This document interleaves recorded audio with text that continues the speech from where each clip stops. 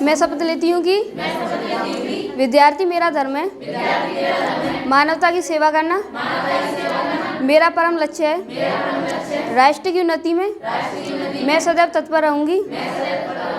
अपने कर्तव्य मार्ग पर आगे बढ़ते हुए एक स्वच्छ, सुंदर तथा भ्रष्टाचार मुक्त मैं एक भारत का निर्माण करूँगी।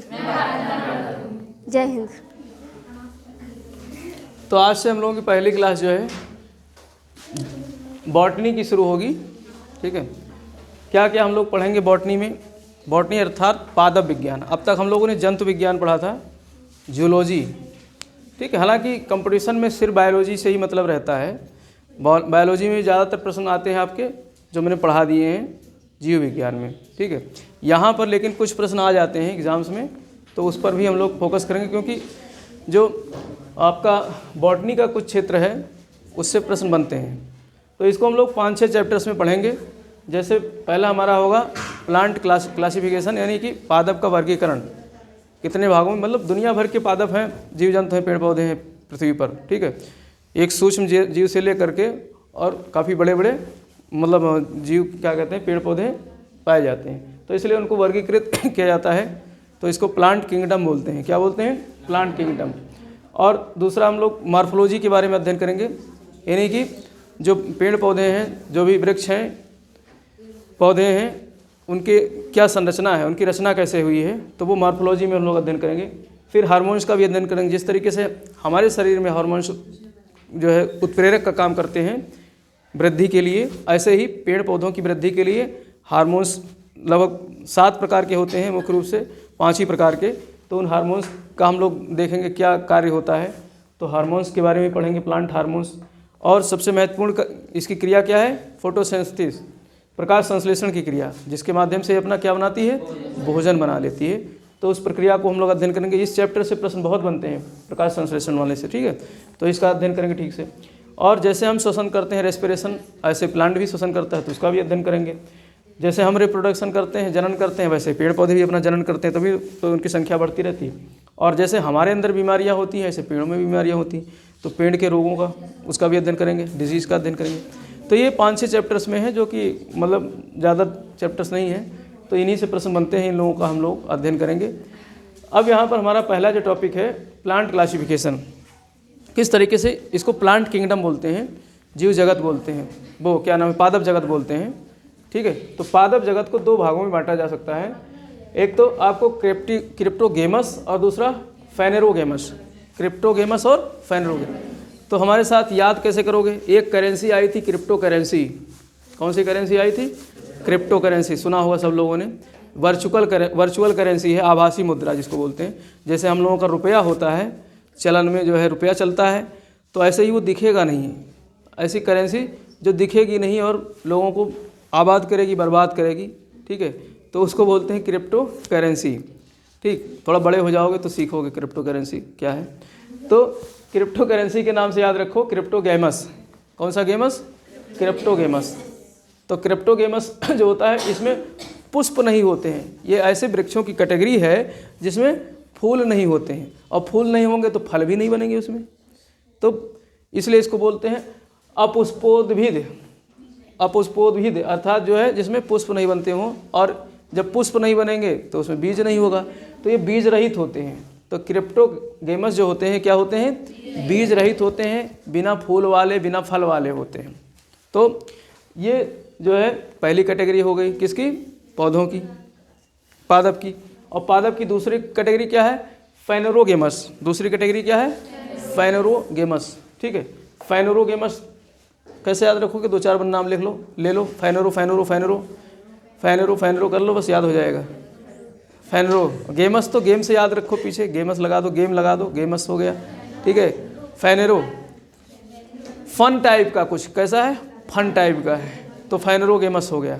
यानी कुछ पादप ऐसे होंगे जो फन टाइप के होंगे, जो फेनेरोगेमस में आ जाते हैं। और वो कैसे होंगे? जो पुष्प होंगे, और पुष्प होंगे तो फल भी होंगे उसमें, पुष्प, फल और बीज भी होंगे इसमें। ये बीजधारी होते हैं। ये क्या होते हैं? बीजधारी होते हैं। तो फेनेरोगेमस कहते हैं इनको। क्या कहते हैं? फेनेरोगेमस। तो क्रिप्टोगेमस जिसमें पुष्प नहीं होते हैं और फाइनरोगेमस जिसमें पुष्प होते हैं और बीज होते हैं। फाइनरोगेमस में क्या होते हैं? बीज होते हैं और पुष्प होते हैं, और इनमें क्रिप्टोगेमस में बीज और पुष्प नहीं होते। अब इसको पुनः जो है 3 भागों में बांटा गया है। किसको? क्रिप्टोगेमस को। किसको? अगर इस पृथ्वी पर बात करें तो सबसे ज़्यादा किस वर्ग के पादप जगत में सबसे ज़्यादा किस वर्ग का जो है समूह है, सबसे बड़ा समूह किसका है? तो इन दोनों में क्रिप्टोगेमस है। इन दोनों में कौन है? क्रिप्टोगेमस है। तो ये याद रखना कि बिना बीज वाले जो पादप हैं वो इस पृथ्वी पर सबसे अधिक हैं, बिना बीज वाले। ठीक, और उनको फिर 3 कैटेगरी में बांटा गया, थाइलोफाइटा, ब्रायोफाइटा और टेरिडोफाइटा। ये इसमें भी तीनों में सबसे बड़ा संघ कौन सा है? थाइलोफाइटा। तो यहाँ से प्रश्न बनता है कभी कभी, सबसे बड़ा संघ किसका है? थाइलोफाइटा का। अगर ऑप्शन में थाइलोफाइटा है, ये नहीं है तो थाइलोफाइटा होगा, थाइलोफाइटा नहीं है तो ये होगा, कोई ना कोई एक समूह दिया होगा। तो इसमें भी क्रिप्टोगेमस में भी सबसे ज़्यादा समूह किसका है? थाइलोफाइटा। ओवरऑल पृथ्वी में भी सबसे अधिक जो विस्तार है किसका है? वो थाइलोफाइटा का। अभी थाइलोफाइटा क्यों होता है? क्योंकि थाइलस टाइप का ये होता है। थाइलस मतलब इसमें ना तो आपको मतलब जड़ का पता चलेगा, ना तने का पता चलेगा, ना पत्तियों को पता चलेगा। मतलब कुछ इसमें आप अलग नहीं कर सकते हो कि ये जड़ है, ये पत्ती है, ये तना है, कुछ इसका आप पता नहीं कर सकते हो, अलग नहीं कर सकते हो इसको। तो इसीलिए इसको कहा जाता है थाइलोफाइटा। इसीलिए इसको क्या कहा जाता है? थाइलोफाइटा। यानी थाइलस टाइप के होंगे इसके पेड़ पौधे। थाइलस का मतलब ये होता है जिसमें आप पहचान नहीं कर सको। किसका? पत्तियों का, तनों का, जड़ों का, कोई भिन्नता नहीं है उसमें। ठीक है। अब जैसे एल्गी है, शैवाल है, शैवाल जो है आप उसमें पता ही नहीं कर सकते हो कि इसमें जड़ भी है कि नहीं है। ठीक है। तो इसलिए जो है थाइलोफाइटा सबसे बड़ा है, क्योंकि पृथ्वी पर सबसे दूर ज़्यादा एरिया पर फैला हुआ है। ठीक है। और इसके दूसरा नंबर पे है ब्रायोफाइटा।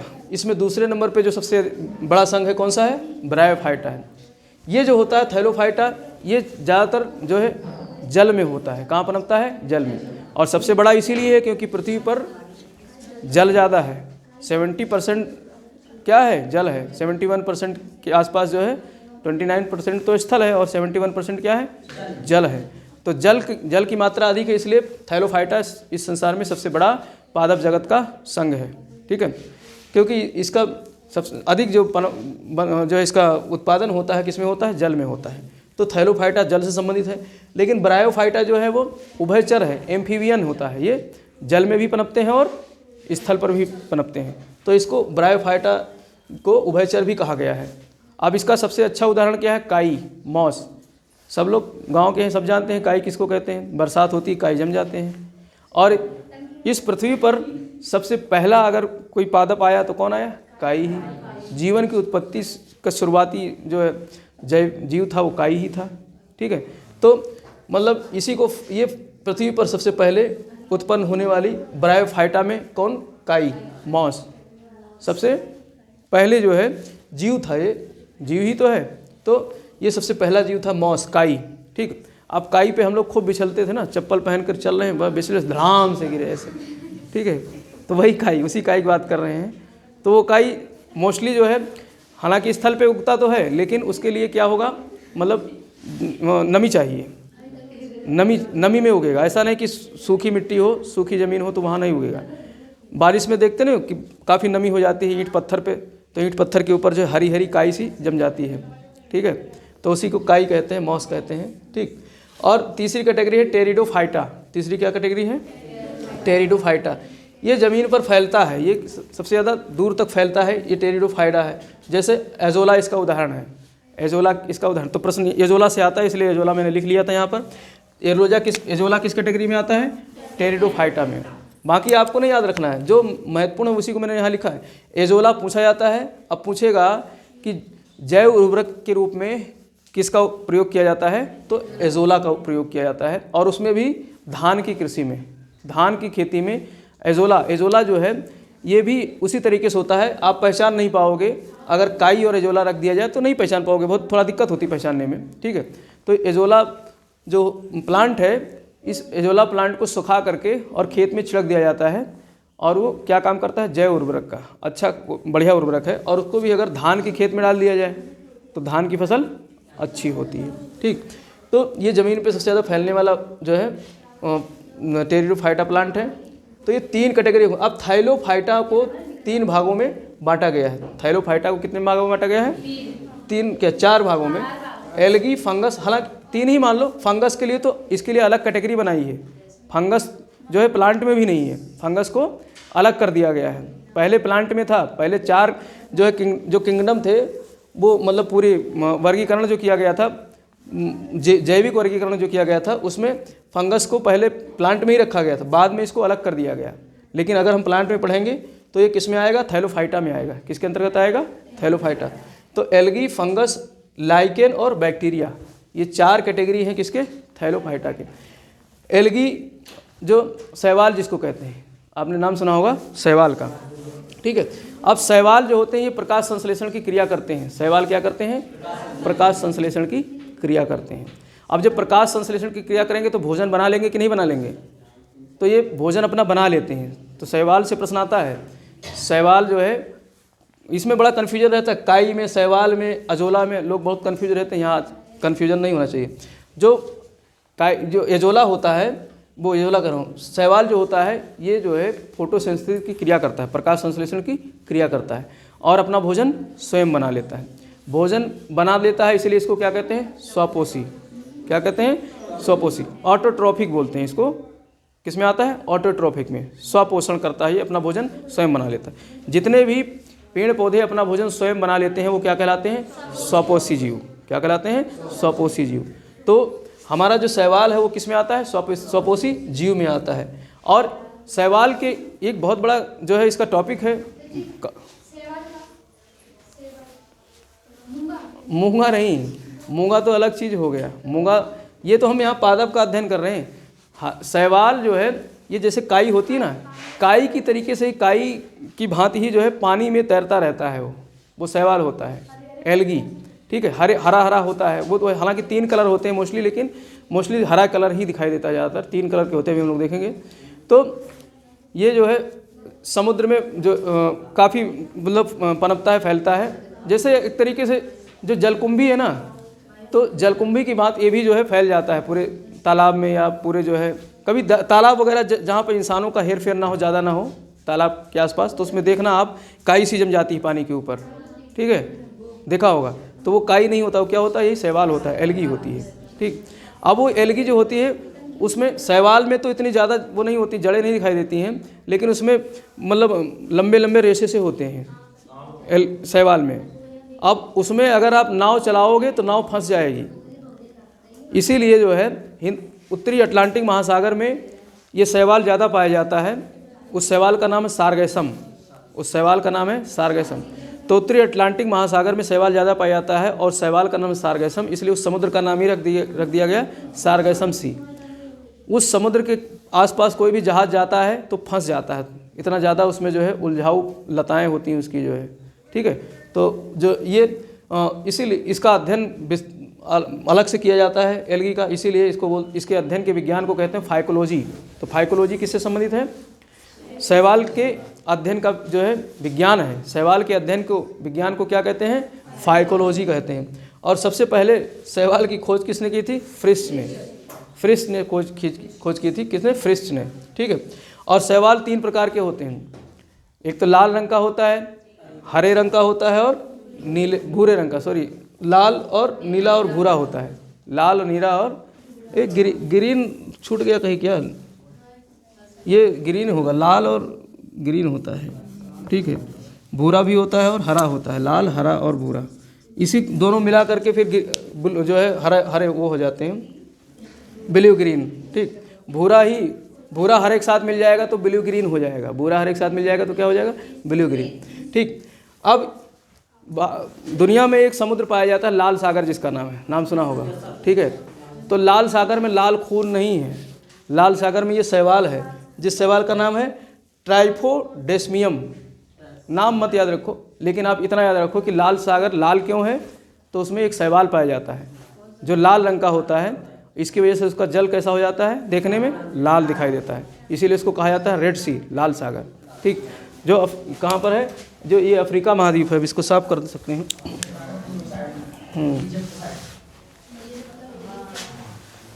ये है आपका जो है अफ्रीका महाद्वीप, ठीक। ये है रेड सी, ये क्या है, ये अरब प्रायद्वीप है, ये क्या है अरब प्रायद्वीप और अफ्रीका महाद्वीप।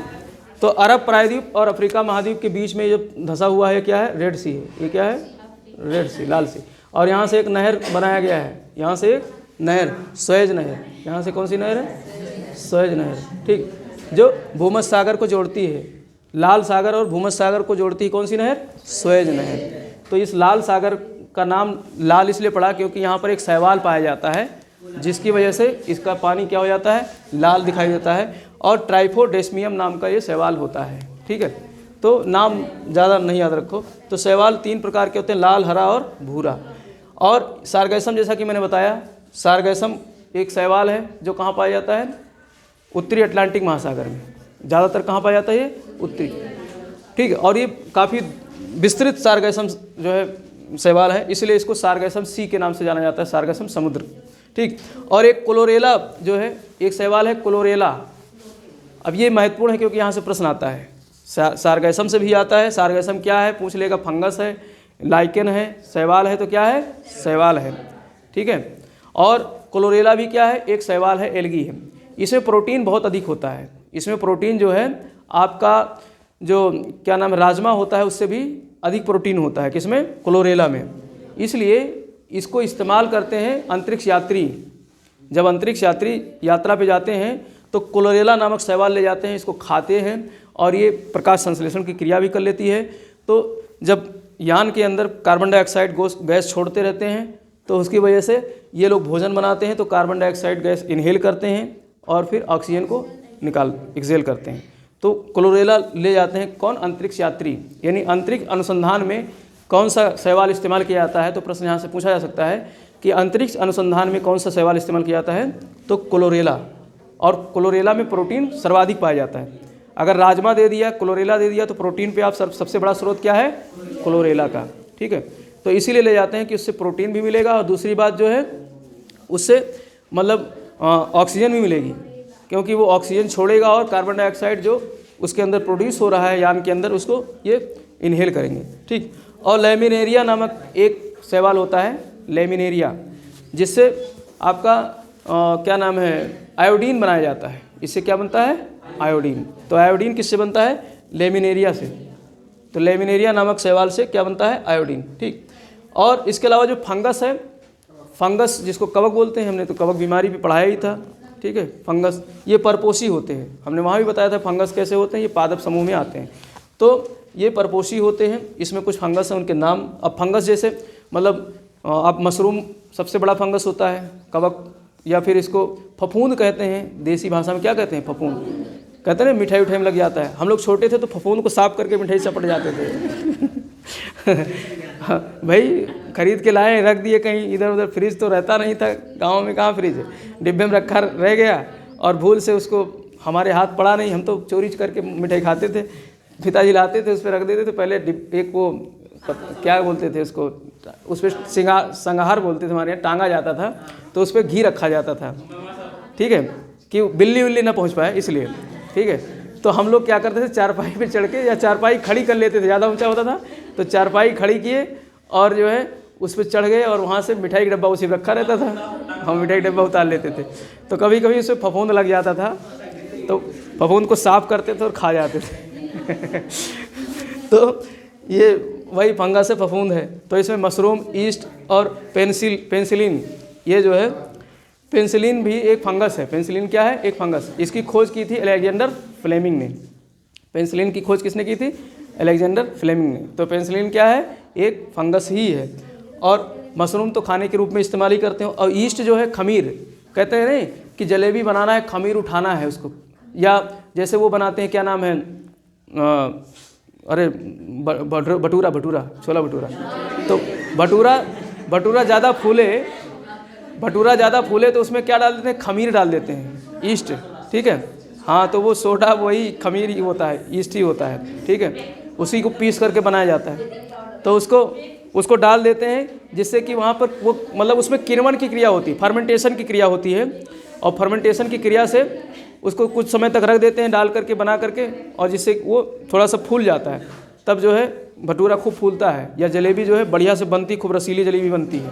ठीक है, अगर उसको मतलब जलेबी बनाने के लिए पहले एक रात में ही उसको मतलब सारा आइटम बनाकर उसमें खमीर वमीर डाल करके रख देते हैं जिससे फर्मेंटेशन की क्रिया हो जाए, फिर सवेरे लबेदा सा बन जाता है, उसको भरते हैं जो है कपड़े में और जो है ठीक राउंडेड स्वीट बनाते हैं। ठीक, पानी हमारे भी आ गया तो इस तरीके से ये खमीर है, ईस्ट।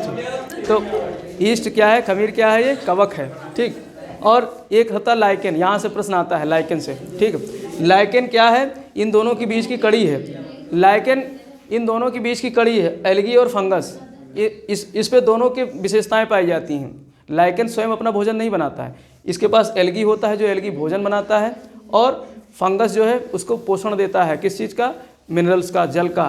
फंगस के पास जल वल होता है जो है, ठीक है, तो वो उसको क्या देता है, पोषण देता है और भोजन इसको खिलाता है। तो लाइकेन, इसीलिए लाइकेन को कहा जाता है शैवाल और कवक के बीच की कड़ी है।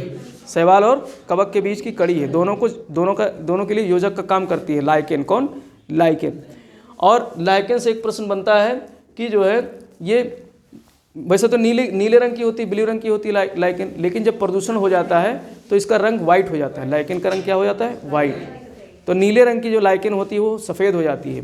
तो इसी वजह से प्रदूषण में ये बहुत सेंसिटिव होती है। लाइकेन जो है प्रदूषण में अपना रंग बदल लेती है, तो इसीलिए इसके लिए शब्द कहा गया है कि ये वायु प्रदूषण के सूचक होती हैं। लाइकेन किसके सूचक होती हैं, वायु प्रदूषण के सूचक होती हैं। तो यहाँ से प्रश्न कई बार एग्जाम में पूछा गया है कि उसमें अब हम लोग भी कन्फ्यूजन में रहा करते थे शुरुआत में, तो उसमें कभी शैवाल दिमाग में आता था, कभी काई आती थी। सब हमको तो सब एक ही जैसे लगते थे, काई लाइकेन सब एक जैसे ही, तुम्हें भी लग रहे होंगे, लेकिन धीरे धीरे समझ में आएगा। ठीक है, तो ये जो है लाइकेन जो है इन दोनों के बीच की कड़ी है और ये वायु प्रदूषण की सूचक होती है। तो ये वायु प्रदूषण के क्या होते हैं, सूचक। कौन, लाइकेन। ठीक, किसके मतलब किसके बीच की कड़ी है, एल्गी और फंगस, शैवाल और कवक की। ठीक है, जैसे यहाँ पर एक जो है आपका शैवाल है और ये क्या है आपका कवक है, इन दोनों के बीच पे एक जो है इसकी योजक का काम करती हैं। इससे प्रकाश संश्लेषण की क्रिया करके इसको भोजन देते हैं ये, और इसलिए कवक को परपोषी कहा गया क्योंकि ये भोजन अपना नहीं बना पाते हैं। और भोजन किससे ले रहे हैं, ये जो है एल्गी से ले रहे हैं। जब भोजन एल्गी से ले रहे हैं तो ये लाइकेन हो जाएंगे। क्या हो जाएंगे, लाइकेन हो जाएंगे। ठीक, तो लाइकेन जो है मोस्टली नीले कलर की होती हैं और वायु प्रदूषण होता है तो अपना रंग बदल करके सफ़ेद हो जाते हैं, इसीलिए इनको कहा जाता है वायु प्रदूषण के सूचक। और एक बैक्टीरिया है, दूसरी क्या है, बैक्टीरिया। बैक्टीरिया से प्रश्न जो आता है आपके पादप में वो आता है मोस्टली जो है नाइट्रोजन फिक्सेशन से संबंधित। जितने भी लेगुमिनस पौधे होते हैं, फलीदार, फली जिसमें होती है, जैसे मटर वगैरह हो गए, दाल वगैरह हो गए, ये सब कैसे पौधे होते हैं, फलीदार लेगुमिनस पौधे होते हैं। तो इसमें राइजोबियम नाम का एक जो है बैक्टीरिया पाया जाता है। कौन सा, राइजोबियम। तो ये नाइट्रोजन फिक्सेशन का काम करती हैं। पौधों को डायरेक्ट नाइट्रोजन नहीं मिलता है, मतलब डायरेक्ट नाइट्रोजन एब्जॉर्ब नहीं कर सकते हैं, उसको किस रूप में लेते हैं, नाइट्रेट के रूप में लेते हैं। तो नाइट्रेट के रूप में पौधे जो है नाइट्रोजन को लेते हैं, तो ये नाइट्रेट में कौन बदलता है, ये बैक्टीरिया। कौन बदलता है, बैक्टीरिया। तो बैक्टीरिया का नाम क्या है, राइजोबियम। ठीक है, तो राइजोबियम बैक्टीरिया किस में पाई जाती हैं, लेगुमिनस पौधों में, फलीदार पौधों में। और फलीदार पौधों में उनकी जड़ों में जो है नाइट्रोजन को फिक्स करती हैं। ये जो है बैक्टीरिया क्या करते हैं, वायुमंडल के नाइट्रोजन जो 78% है उस नाइट्रोजन को नाइट्रेट में कन्वर्ट करके और उसे जड़ों तक पहुंचाती हैं। इसीलिए कहते हैं कि क्रॉप रोटेशन करना चाहिए, कभी कभी बीच बीच में मटर वगैरह भी लगा देना चाहिए, जिससे कि हमारे जो धरातल के नाइट्रोजन ख़त्म हो गए हैं वो फिर से आ जाएँ। तो उसमें जब जड़ें होंगी उनकी, उनमें राइजोबियम पैदा हो जाएंगी और राइजोबियम नाइट्रोजन का फिक्सेशन करेंगे। सब कुछ वैज्ञानिक तरीके से होता है। तो इस तरीके से जो है ये थैलोफाइटा के बारे में हम लोगों ने चर्चा किया। थैलोफाइटा में एल्गी, फंगस, लाइकेन और बैक्टीरिया देखा। ठीक है, बैक्टीरिया के रोग हम लोग पढ़ ही चुके हैं। ठीक है, तो और यहाँ पर बस याद रखना है मशरूम, ईस्ट, पेनिसिलिन ये किस में आते हैं, फंगस में आते हैं। फंगस जो कि परपोषी होते हैं, अपना भोजन नहीं बनाते हैं, ये हरे नहीं होते हैं। ठीक है, सफ़ेद आपने देखा होगा मोस्टली जो आपका मशरूम है वो कैसा होता है, सफ़ेद कलर का होता है। हमारे जो डेंड्रफ हैं, कल मैं झाड़ रहा था तो डेंड्रफ निकल रहा था हमारे बालों में, तो हमने कहा ये डेंड्रफ नहीं, ये क्या है, कवक है, फंगस है, सफ़ेद सफ़ेद। ठीक, रूसी जिसको कहते हो। तो वो सब परपोषी होते हैं। अब वो किसका मतलब हमारे इस पे बैठ करके खून पी रहे हैं, बालों का खून पी पी करके बाल की जड़ों को क्या करते हैं, कमज़ोर, तो बाल हो जाते हैं बाल्ड। बाल क्या हो जाते हैं, बाल्ड। तो बाल्डनेस हो जाता है, तो हम हो जाते हैं गंजे, गंजापन हो जाता है। ठीक, तो एल्गी जो है फाइकोलॉजी फ्रिश ने सबसे पहले जो है एल्गी के बारे में बताया था। ठीक, और कोलोरेला जिसमें प्रोटीन सबसे अधिक पाया जाता है, जो अंतरिक्ष अनुसंधान के लिए इस्तेमाल किया जाता है, अंतरिक्ष यात्री इसको ले जाते हैं कोलोरेला को। ठीक, लेमिनेरिया से क्या होता है, आयोडीन बनाया जाता है। अब हम लोग देखते हैं फेनेरोगेमस। कौन सा, फेनेरोगेमस, जिसमें पुष्प होते हैं, बीज होते हैं, तो फेनेरोगेमस होते हैं। इसको दो भागों में बांटा गया है, एंजियोस्पर्म और जिम्नोस्पर्म। जिम्नोस्पर्म और एंजियोस्पर्म। एंजियोस्पर्म जो होते हैं आवर्त बीजी होते हैं, ये अनावर्त बीजी होते हैं। एंजियोस्पर्म आवर्त बीजी का मतलब क्या होता है, बीज को आवर्त चारों तरफ से ढक करके रखते हैं। ये पेड़ पौधे अपने चारों तरफ से एक आवरण बना लेते हैं। जैसे आम है, आम की गुठली, और गुठली के अंदर भी बीज होता है। पहले तो आम खाते हैं, फिर उसके अंदर निकलती है गुठली, फिर गुठली को हम लोग छप्पर पे फेंक देते हैं, सूखता है, फिर उसको फोड़ते हैं, फिर उसमें निकलती है जो है गुठलियाँ निकलती है। फिर गुठलिया को बनाते हैं चूरन, उसमें डालते हैं काला नमक, फिर खाते हैं। हम लोग बनाते थे, तुम लोग नहीं बनाते हो चूरन, आम खाते ही नहीं तो चूरन कहाँ से बनाओ। ठीक, तो ये आवर्त बीजी होते हैं। ये क्या होते हैं, आवर्त बीजी होते हैं, ये होते हैं आवर्त बीजी। ठीक, और आवर्त बीजी भी दो प्रकार के होते हैं, दो खटिया होती हैं। कॉट मतलब खटिया, मोनोकॉट, मोनोखटिया और डाइकॉट, दो खटिया होती हैं इसकी, किसकी, आवर्त बीजी की, मोनोकॉट, डाइकॉट। ठीक है, तो मोनो मतलब सिंगल, मोनो मतलब क्या हो गया, सिंगल, डाई मतलब डबल, डाई मतलब डबल। तो मोनोकॉट में जो होते हैं, जैसे अब इसमें जो बीज होते हैं ये सिंगल होते हैं, एक ही होते हैं। जैसे लहसुन है, लहसुन अलग अलग एक ही पुत्ती निकलती है, एक ही बीज निकलती है।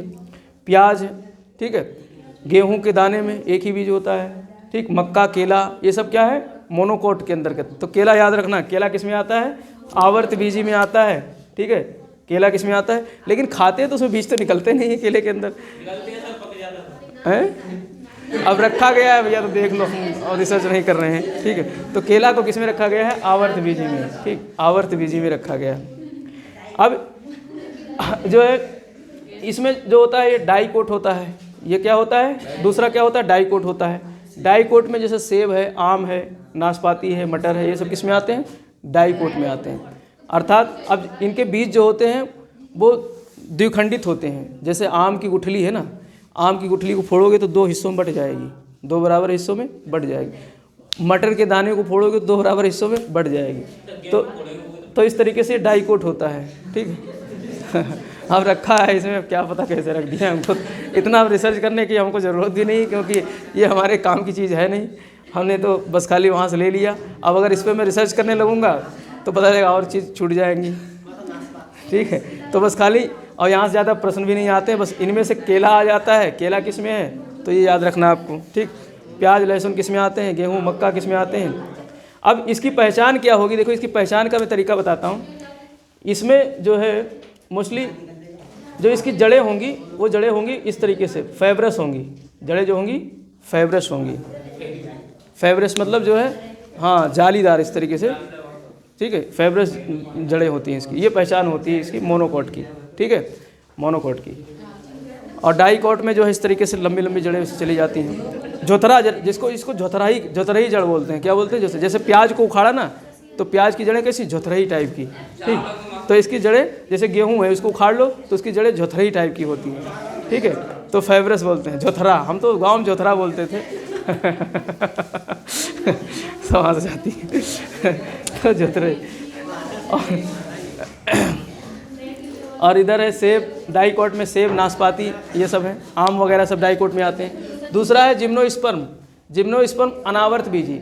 अनावर्त बीजी, अब ये ऐसे जगह होंगे जहाँ पर इंसान नहीं होंगे, या तो इनको तो इंसानों से अपने आप को बचाना है, और जो है उन जीव जंतुओं से बचाना है, इसलिए अपने बीज को बचा कर रखते हैं। बीज को क्यों बचा कर रखते हैं, क्योंकि अपने वंश को चलाना है ना, तो अपने वंश को चलाना है, इसलिए इनके बीज सुरक्षित रहते हैं। इसलिए ईश्वर ने बना दिया, इनको सुरक्षा प्रदान कर दिया कि तुम्हारे बीज सुरक्षित रहेंगे। तुम इंसानों के बीच रहोगे, इंसान बड़े खव्वागीर हैं, वो तुमको नोच नोच के खा डालेंगे, तो तुम्हारे बीज को हम सुरक्षित बना देते हैं। ठीक, और यहाँ पर जो है जिम्नोस्पर्म, ये रेगिस्तानों में रहते हैं, पहाड़ों पे रहते हैं ज़्यादातर ऐसे वृक्ष।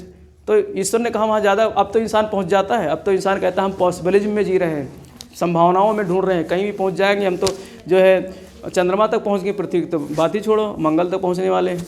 तो उस समय ईश्वर जानता नहीं था, तो इनको बना दिया अनावर्त बीजी।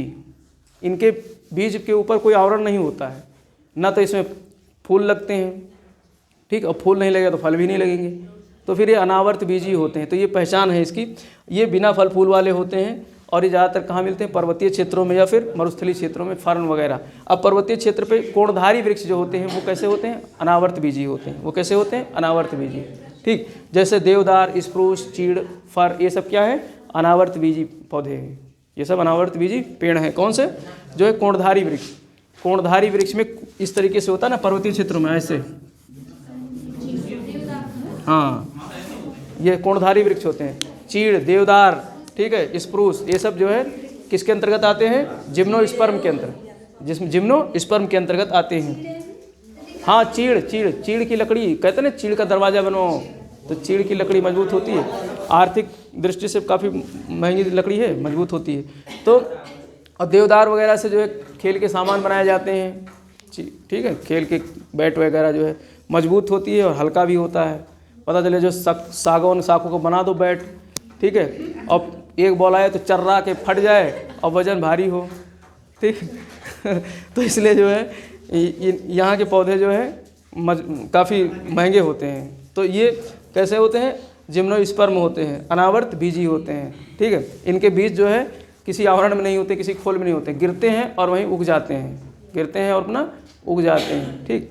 तो इस तरीके से जो है ये हमने यहाँ पर क्या पढ़ा, पहला प्लांट किंगडम, क्या पढ़ा, प्लांट किंगडम में कुछ महत्वपूर्ण चीज़ें थी। तो 2-3 चीज़ें फिर से याद रिकॉल कर लो। जैसे एल्गी में, एल्गी के विज्ञान को क्या कहते हैं, फाइकोलॉजी। एल्गी के विज्ञान के अध्ययन को क्या कहते हैं, फाइकोलॉजी। फ्रिश ने सबसे पहले एल्गी की खोज की थी, ठीक है। और इसमें सारगैसम एक एल्गी है। सारगैसम क्या है, एक एल्गी है। लाल सागर हमारा एल्गी की वजह से लाल है। लाल सागर क्यों लाल है, शैवाल की वजह से लाल है, ठीक है। और सारगैसम सागर भूगोल भी तैयार कर लो, कहाँ पाया जाता है, उत्तरी अटलांटिक महासागर में। सारगैसम सागर कहाँ पाया जाता है, उत्तरी अटलांटिक महासागर में। और क्लोरेला नामक एक जो है शैवाल है जिसमें प्रोटीन अधिक पाई जाती है, इसका अंतरिक्ष अनुसंधान में इस्तेमाल किया जाता है। और लेमिनेरिया से क्या बनाते हैं, आयोडीन बनाया जाता है, लेमिनेरिया से आयोडीन। और फंगस में मशरूम, ईस्ट और पेनिसिलिन, ये सब क्या है, फंगस हैं ये सब, और ये परपोषी होते हैं। और एल्गी की क्या विशेषता है, ये स्वपोषी होती है, इसमें प्रकाश संश्लेषण की क्रिया होती है और अपना भोजन ये बनाते हैं। लाइकेन के लिए सबसे महत्वपूर्ण चीज़ क्या है, ये वायु प्रदूषण के क्या होते हैं, सूचक होते हैं। कौन, लाइकेन। तो लाइकेन वायु प्रदूषण के सूचक होते हैं। ये दोनों के बीच की कड़ी हैं, किसके, एल्गी और फंगस। स्वपोषी और परपोषी के बीच की क्या है, ये कड़ी, लाइकेन, ठीक। तो ये पहले ब्लू होती है, लेकिन जब प्रदूषण ज़्यादा हो जाता है तो इसका रंग हो जाता है सफ़ेद, ठीक। तो इसलिए इसको वायु प्रदूषण के सूचक है। और एजोला क्या है, टेरिडोफाइटा है। एजोला क्या है, ये टेरिडोफाइटा है। और ये खूब फैलता है ज़मीन पे जो है, और ये जैव उर्वरक का काम करती है। जो किसान पढ़ लिख करके आते हैं वो एजोला डालते हैं अपने खेतों में और अच्छी फसल होती है, ठीक है। तो ये एजोला इस काम में आते हैं। और थैलोफाइटा जो है सबसे बड़ा समूह है। थैलोफाइटा क्या है, सबसे बड़ा। और ये किसके अंतर्गत आता है, क्रिप्टोगेमस। भाई प्लांट किंगडम 2 है, क्रिप्टोगेमस और फेनरोगेमस। क्रिप्टोगेमस और फेनरोगेमस। तो इसमें बीज नहीं होते हैं, इसमें बीज होता है। और इसमें बीज रहित वाला सबसे ज़्यादा है, बीज रहित वाला सबसे बड़ा प्लांट किंगडम है इस पृथ्वी पर, जिसमें उसमें भी सबसे बड़ा क्या है, थैलोफाइटा है। दूसरे नंबर पे ब्रायोफाइटा है। ब्रायोफाइटा को एम्फीबियंस बोलते हैं, उभयचर बोलते हैं, क्योंकि ये जल में भी पैदा होते हैं और ज़मीन पर भी होते हैं। काई इसका सबसे बड़ा उदाहरण है, मॉस जिसको बोलते हैं, काई, ठीक है। और सबसे पहले इस पृथ्वी पर जो भी जीव आई थी काई के रूप में आई थी, मॉस के रूप में आई थी, ठीक। तो इस तरीके से ये पूरा हमारा रिवाइज भी हो गया।